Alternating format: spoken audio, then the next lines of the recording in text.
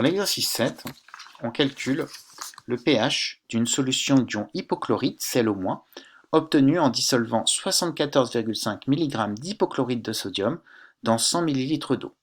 On nous donne le pK du couple HClO sel au moins qui est de 7,5, ainsi que la masse molaire du sodium, du chlore et de l'oxygène, ce qui nous permet de déterminer la masse molaire en NaClO, c'est-à-dire en hypochlorite de sodium.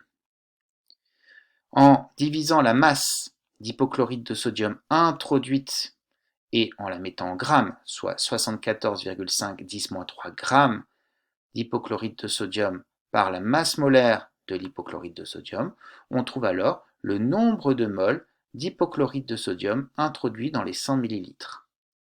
Ce nombre de moles d'hypochlorite de sodium correspond au nombre de moles d'hypochlorite introduites dans la solution, puisque les ions sodium sont des ions spectateurs. En divisant ce nombre de moles d'hypochlorite introduite par le volume, exprimé en litres, on peut alors obtenir la concentration en hypochlorite de cette solution. La concentration initiale en hypochlorite est donc de 1,10-2 mol par litre. On recherche alors la réaction prépondérante qui se trouve être un équilibre de contrôle, qui est la réaction entre les hypochlorites et l'eau. La réaction entre les hypochlorites et l'eau va conduire à la formation d'acide hypochloreux et d'ion hydroxyde. La constante de cet équilibre est de 10 puissance moins 6,5. On l'obtient en constatant qu'il y a un gamma inversé entre les couples entre sel au moins et H2O et que le delta pKa entre le couple H2O H au moins et le couple HClO Cl au moins est de 6,5. À partir de ce caron de 10 puissance moins 6,5, on en déduit que cette réaction prépondérante est l'équilibre de contrôle qu'il convient d'étudier pour connaître la concentration des espèces en solution à l'état final. On établit donc un tableau d'avancement en mol par litre, en précisant que la concentration initiale en hypochlorite est de 10-2 mol par litre, pendant que les concentrations en HClO et HO- peuvent être considérées comme nulles.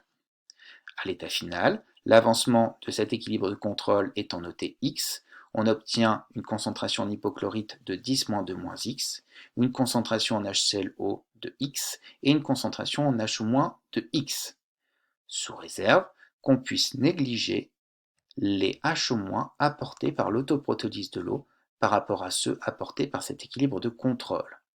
Si on note x', l'avancement de l'autoprotolyse de l'eau, il faut alors vérifier que ce x' soit bien négligeable devant x pour avoir le droit d'affirmer que la concentration finale en HO- correspond à x. Sinon, il faudrait écrire x plus x'. Je pars donc du principe que x' est négligeable, c'est une hypothèse que je devrais vérifier. Et de manière à simplifier la résolution de ce problème, je vais poser une deuxième hypothèse, mais celle-là est totalement optionnelle.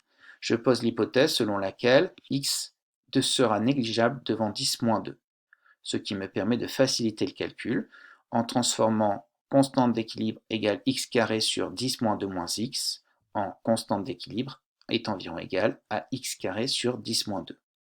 Si vous résolvez ce système qui correspond à une équation du deuxième degré avec votre calculatrice, vous trouverez exactement la même chose que moi qui résous ce système simplifié, puisque ici, dans ce cas-là, on le verra, l'hypothèse que j'ai posée est tout à fait valide.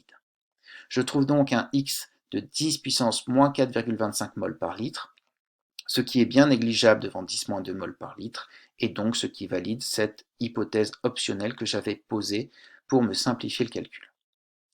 Il me reste alors à vérifier la première hypothèse, celle selon laquelle l'avancement de l'autoprotolyse de l'eau x' est négligeable devant x. Pour cela, je vais calculer le pH. Le pH de la solution, si ces hypothèses sont valides, serait alors de 14 plus log de x, x étant, a priori, la concentration en HO-. On obtient donc un pH de 9,75 et on s'assure que ce pH de 9,75 est bien supérieur à 7,5, ce qui est évidemment le cas et ce qui valide l'hypothèse numéro 1. Les hypothèses ont donc été toutes les deux vérifiées, les calculs sont donc corrects et on peut donc conclure le pH de cette solution est de 9,75.